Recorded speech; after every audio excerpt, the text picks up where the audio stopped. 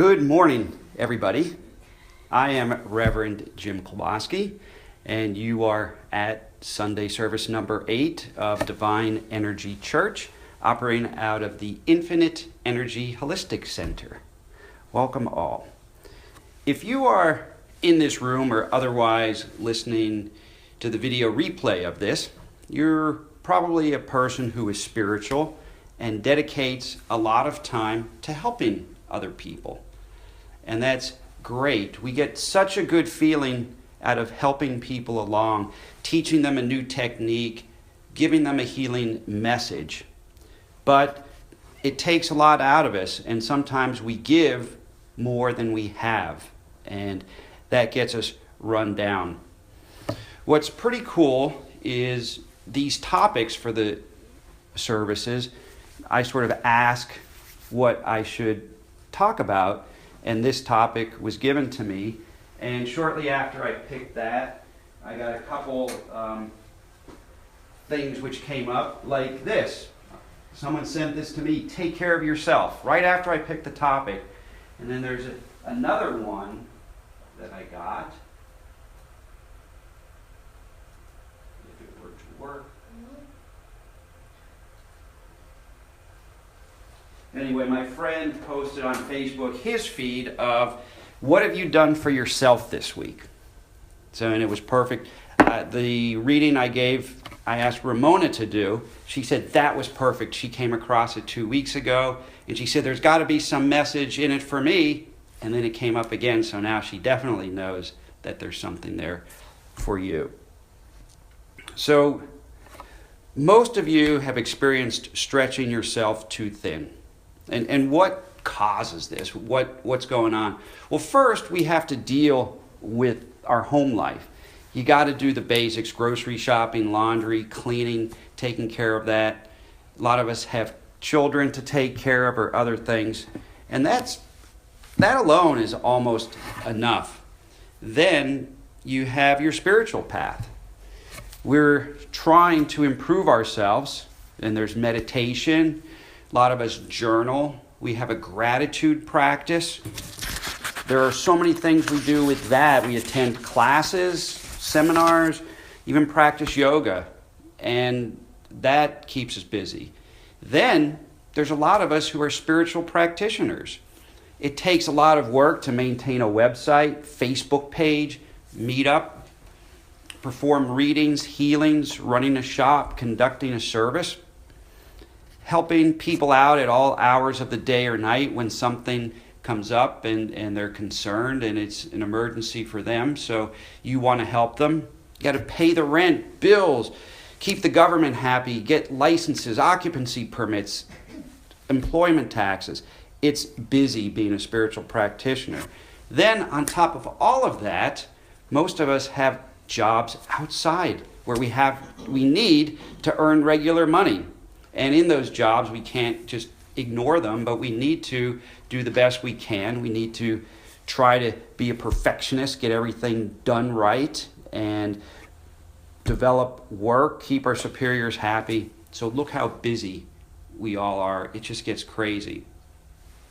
So a year and a half ago, I came to this center for a consultation with Cheryl Gianelli. Cheryl's a wonderful, loving, generous soul. She sells crystals. She has her own practice, Laughter Through Wellness, and she comes to our holiday sales or sells crystals. And so during this reading, the overriding theme that she delivered to me was to not burn out. And I said to myself, that's for other people. That's for people that can't take care of themselves. That's never going to happen to me. And I was doing 5 to 10 healings per week at that time. I was trying to write a book, but it wasn't too bad. Then fast forward to November and December of last year, and I was starting this church.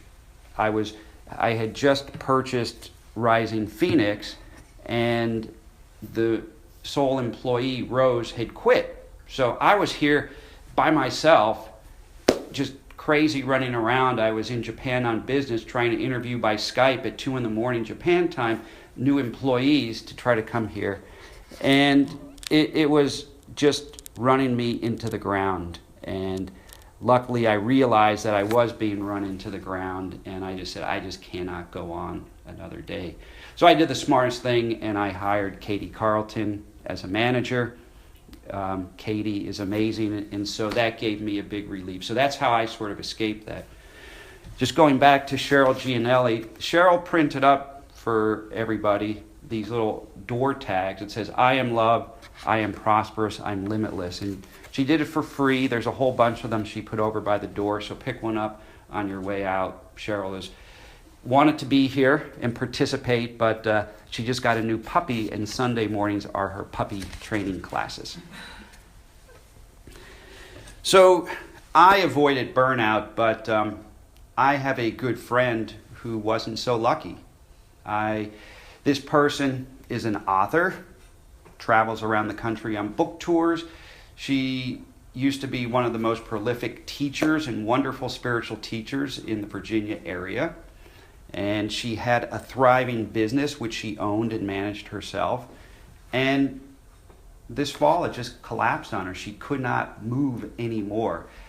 I've been in touch with her, going out to dinners, talking on the phone, but she is burnt out. She said, I just can't function. I could barely get up in the morning, and it's just killing me. She went too far. And now, here we are about 5 months from when she first started to unwind, and she still feels like she needs a couple more months to get things in order.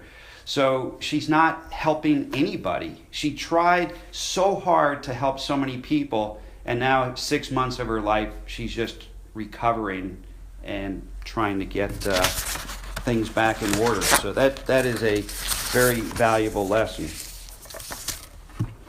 So what can we do to avoid this burnout, take care of ourselves? First, it's okay to take a rest. I'm very diligent. People say I should journal. I should have a gratitude practice. I should do this. I should do that. And it just gets too much. So I just said, I'm not going to journal this week or this month. And whatever it is, take a break off from your spiritual practice. And when it's time to get back to it, you'll get signs that you should start journaling again or start doing whatever you need to do. It's okay to count on friends for help. Everybody has different levels of busyness in their life, and you can count on other people when you're down. So as an example, Katie Carlton, our manager, sends me a text at 6 a.m. on Thursday morning saying, I'm so run down with the flu, I can't function. I can't come into the shop and cover it today. But I feel that I have to. And I said, don't worry about it. We'll take care of it. So between our angel reader, Josie, I asked my friend Arnold to come in, and me, the three of us had the day covered. I asked our other employee, Chris, but she already had plans for the day and couldn't come in. So that's an example of just reaching out to people who are willing to help, and that really relieves some of the stress, and we welcome anybody who can volunteer or help us out. Also use your friends for companionship. Call them up, go out with them, just talk about your situation. That really helps. So the reading by Erica. Thank you, Erica.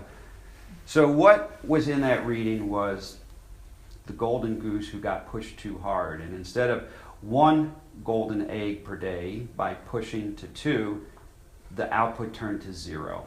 And that's what we want to avoid. So how do we avoid that? What happens? You got to be careful. You can't push yourself too hard.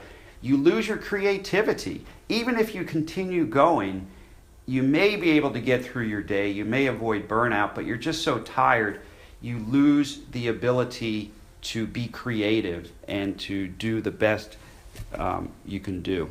Look what almost happened to me. I avoided. I'm so grateful. I just felt so much pressure on me. I had a to-do list of 20 things to do, and I would knock 2 off during the day and feel good, and then 3 more would be added. I was just underwater the whole time. At that time, the universe sensed my energy. Prior to that period, I was doing 5 to 10 healings per week. When this incredible busyness was coming on and the burnout was approaching, it dropped to 0. So I cut my price in half, I advertised more, and it still was at 0. And it was pretty clear that the universe was saving me from myself. That if I would have been doing the normal amount of spiritual work, it would have been just overwhelming for me. It's easy for me to stand up here and say, simple, don't push yourself too hard. What's the big deal? You feel you're getting tired, but we all have commitments and we all have things to do, and the reason why people burn out is because they feel they can't take the time off.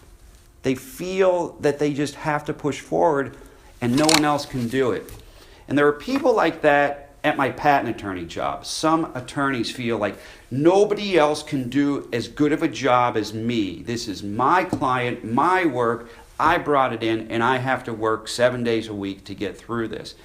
And you're only kidding yourself about your importance. You may think you can't do it, but there's always a way. And thankfully, I've been able to look at my outside job that way, and I'm not afraid to call in other people to help me out with the work, to push it off on them, and not push it off, but give others an opportunity to develop and to learn and interact with the clients. Be brave. You can do it. Realize you are not truly indispensable. Put together a plan as to how much you're going to spend on the different things. Figure out this much time for my job, this much time for spirituality.